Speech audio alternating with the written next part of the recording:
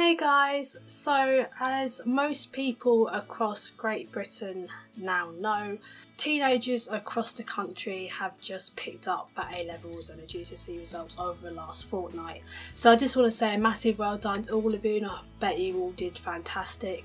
And if you somehow didn't or don't feel happy about your grades, about a year ago around this time I did an inspirational video that I don't know if it will make any of you feel any better, so I'll post up above and you can feel free to watch. It's basically me saying that your grades don't define who you are. So I'm doing a little chatty vlog type series called Let's Talk About. I basically give you guys loads of information about things I actually know about and try and break it down basically so people can understand it or what you do or whatever. And my first one in the series is about pole fitness, where I try to encourage people to do it, and this is my second one in the series where basically I'll pretend to know what I'm talking about and hopefully be able to help you guys out. So yeah, this is going to be my Let's Talk About University series, and basically I'm going to try and encourage people to go. I'm not saying you should go. If you don't want to go, that's fine. This is just for those people who want to go to university. So if anyone has any other questions or wants me to do a proper video on uni life, then let me know. Anyway, actually get on with the video now. Why you should go to uni? You should go to uni because it is probably the best 3 to 4 years of your life. You can make so many friends, you get the most incredible experience. If you decide to live away from home and go far away, you learn so much independence and it's just fantastic. When you first start uni, you'll be sent a freshers pack in the post. Now mine was sent to me 2 years ago, so I'll have to give you a photo of what mine looked like, so I can't actually find mine, but it will basically show you all the information about your course and all this different kind of stuff. I'm literally doing this from the experience of my university. I don't know what other universities are like, but my university only, I think about 1,000 people don't get halls in the first year and everyone else does. You normally will get your accommodation letter around August. I don't know why, but my uni does this.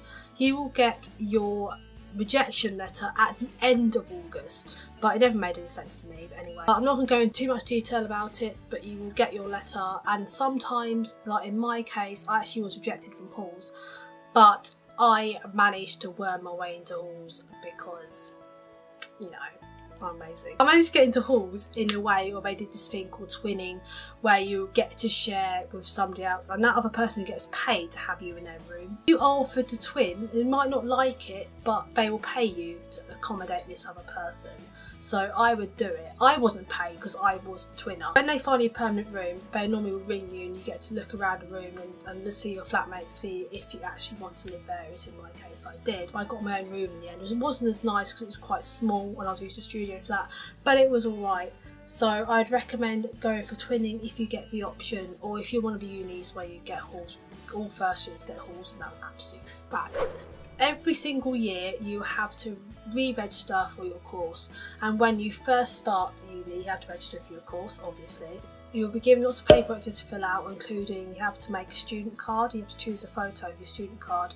I'm actually going to show you mine, because you have whatever picture you want, and at the time it was a picture of me that I liked, so I used it, and it's actually terrible. I'm stuck with it for 3 years because you don't get to change your student card again. You will need 4 passports picture size photos, that you'll need for things like ID and all that as well. But uni will go through all this with you, but here is my photo.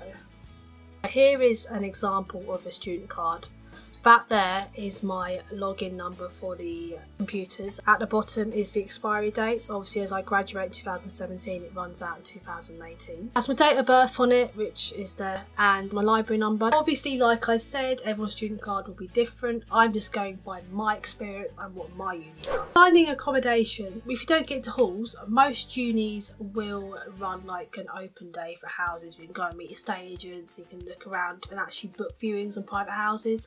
There's normally houses going up until like September, so please do not panic and don't get halls. Private houses are really easy to find. Just make sure they're actually affordable, because some can be really expensive, and your best bet would be to get a bills included house, but they're normally, for obvious reasons, a lot more expensive than without bills. But in the long run it could actually be better. So that's my recommendation for accommodation. That if you come from a uni where not everyone gets halls, then go for twinning, or maybe ring up and ask if there's any rooms available up until the end of August. And there's always open events where you can meet people you can live with, or future landlords, if it becomes a real issue that you haven't got a house. I know some people don't like having Facebook, but having things like Facebook is actually really useful for uni, because that's how you find houses and people to live with, because barely anything's put on Twitter these days. Like, it's all the events with social as well, stuff like that. Having Facebook is really useful, because like that's how you'll find people for houses and all that, how you find people in your course. I'll say you won't be able to make friends without Facebook, but you kind of be shoved right in the unknown, because you won't know who anyone is or spoken to anyone before uni, which will make it even scarier if you're already terrified. And speaking of being terrified, I'm now going to talk about settling in. This is all from my personal experience. I don't know, you guys might be different, you might not care, you might not get homesick or anything else, which is great, but I have to admit to you, if you're when people get homesick like me, or you're quite shy over, the first few weeks especially are going to be quite hard. That first day when your parents leave is horrible. I'm not even going to lie to you, it's horrible. Obviously you have Freshers Week, and that is the week where you have to like kind of shove yourself in the deep end and talk to people. Try and go out, try and go to house parties. If that's not your thing, that's fine. There's always something going on. There's always going to be people around who might not drink just like you don't for whatever reason. Please don't think you have to be a real party goer and have to be able to drink, or have to drink all the time to be able to settle in at uni, because that isn't true. I've got friends who have never been clubbing, never drank, and they're doing great at uni. They're doing so well. And again, they absolutely love it. They've got their own little group of friends exactly the same as them. Now, I know it comes across like you have to be out partying all the time, but you really don't have to if you don't want to. It's genuinely just an option. If you want to, there's also societies you can join, which is always brilliant for settling in and meeting people, because you get to do something that you love, you get to meet people who like the same things you love, or if something just interests you, doesn't necessarily love it but just interests you, you can meet people who do or are experiencing the thing you'd love to try or love to do, or in the same boat as you. Joining society is such a great way of meeting people. I'm actually part of 3, I'm actually on the committee for one. I mean, some of them you do have to pay a membership fee for, but for something you really love, you get to meet people who love the same thing as you. It's just fab. It will be scary, I'm not going to lie to you, but you will be given an induction timetable as well, which won't be actually lessons. It will just be like getting to meet your teachers, meeting people. There's normally like a little welcome party for your course, you meet people in your course. So building your courses in is classed as a school. Like mine's creative technologies, my course is a creative course, so obviously everyone in the creative technologies department is classed as a school, and there's lots of other different schools as well in this one uni. It's very confusing, but you'll understand. Before I go, I just forgot to mention there are also grade boundaries, and the grade boundaries, which won't make any sense unless I go to uni, so I'm going to try and explain them if you're still with me. Well, this is going to be quite a long one.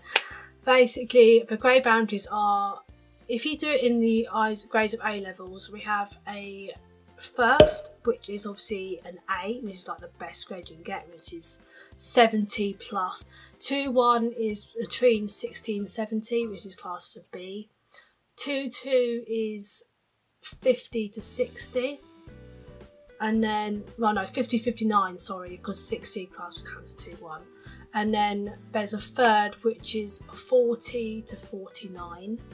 Which is just a pass. If you get a third, you have to get at least 40 to pass a unit. So if you have 40, you've got a third, which is just a pass. That is the grade boundaries for you to understand. All I want to say just before I go is please do not think if you don't go to university, you won't get anywhere in life, because that is not true. If you don't want to go at all, that's absolutely fine. This video is just for people who do want to go. If you're still watching this, then thank you. I hope I helped some of you out who are hoping to go. If you have any questions I didn't cover, which I probably didn't, I think I forgot quite a lot of things in this video, then please comment below and I'll hopefully be able to answer your questions, because I'm sure I can, because I know quite a lot about it now. And if you want me to do, like I said earlier, if you want me to do any specific type of videos about university, and again, please comment below and request it, and I'm sure I can get back to you and do it. Thank you for watching, and I'll see you guys in the next video. Bye! I can't remember what I was doing, but I was doing something. Some client went, "Oh, you never guessed what's happened to Tracy. She's in the back of a police car, you need to come and see this." And I was like, what?